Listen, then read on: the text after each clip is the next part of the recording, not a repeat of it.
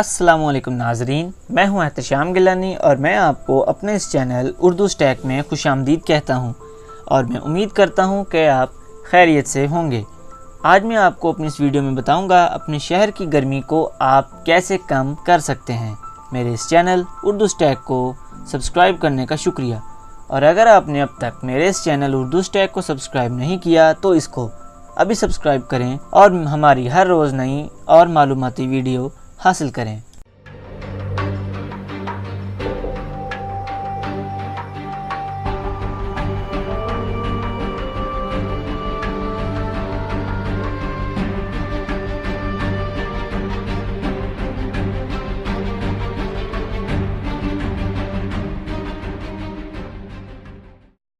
दुनिया भर के दर्जा हरारत में इजाफा एक संगीन मसला बन चुका है, जिसे रोकना या इससे निपटने के लिए हंगामी इक़दामात ना किए गए तो ये ज़मीन से इंसानों के खात्मे का सबब बन सकता है।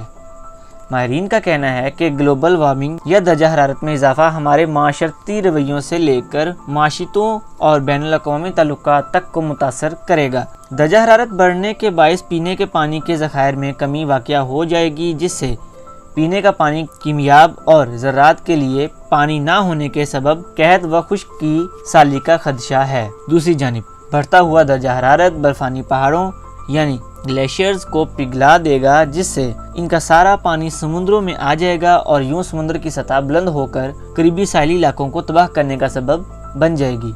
इस फहरिस्त में कराची का नाम भी शामिल है, जो पाकिस्तान का साहिली शहर है। माहिरीन का कहना है कि सन 2025 तक कराची के मुकम्मल तौर पर डूबने के खदशात हैं। शहर कायद इस वक्त वैसे ही क़यामत खेज गर्मी के जद में है, जिसके बाद इसे कम करने के लिए इक़दामात बेहद ज़रूरी हो गए हैं। लेकिन खुशाइंद बात यह है कि कुछ इक़दामात के ज़रिए हम दर्जा हरारत को बहुत ज़्यादा बढ़ने से रोक सकते हैं और ग्लोबल वार्मिंग के नुकसानात को खासी हद तक कम कर सकते हैं, जैसा कि कार्बन के इस्तेमाल। चीन समेत दुनिया के कई ममालिक में कोयले को तवानाई हासिल करने के लिए जलाया जाता है और ये ग्लोबल वार्मिंग और दीगर माहौलियात मसाइल के सबसे बड़ी वजह है। कोयला जलने के बाद कार्बन गैस का अखराज करता है, जो माहौल में हद दर्जा आलूदगी पैदा करने के साथ साथ फिजा में कार्बन की मिकदार बढ़ा देता है और यूं दर्जा हरारत में इजाफा होता जा रहा है। चीन समेत कई ममालिक कोयले के इस्तेमाल को कम करने पर काम कर रहे हैं और इसकी जगह सूरज की रोशनी से तवानाई हासिल करने के मंसूबे बनाए जा रहे हैं।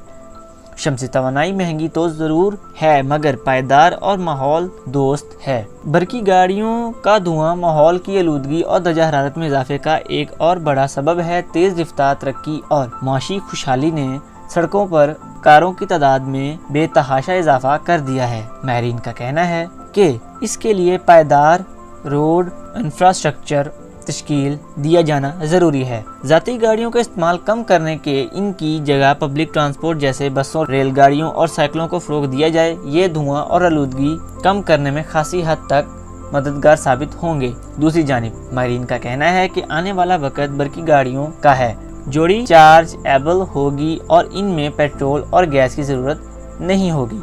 जंगलात और ज़राअत ग्लोबल वार्मिंग को कम करने का सबसे आसान तरीका बड़े पैमाने पर शजकारी करना है।